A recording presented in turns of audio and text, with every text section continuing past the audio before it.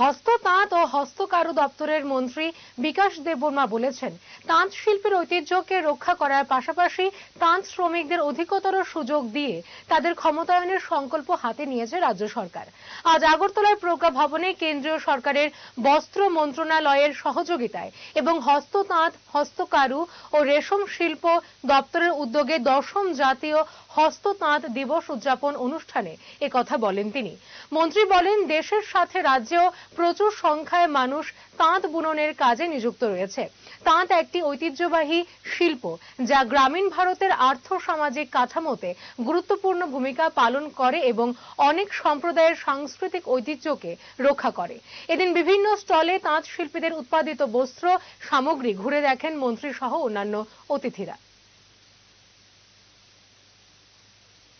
আমার একটাই মেসেজ থাকবে, এই আমাদের আজকে ন্যাশনাল উইমেন ডে, আমাদের ত্রিপুরা রাজ্যের যে প্রোডাক্টগুলি, লোকাল প্রোডাক্টগুলি আরো আমরা ইউজ করব।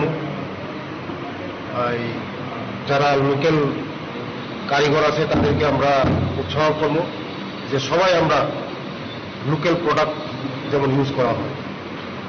দিনকে দিন দেখা যাচ্ছে কমে যাচ্ছে যারা বুনকার বা ডিজাইনার।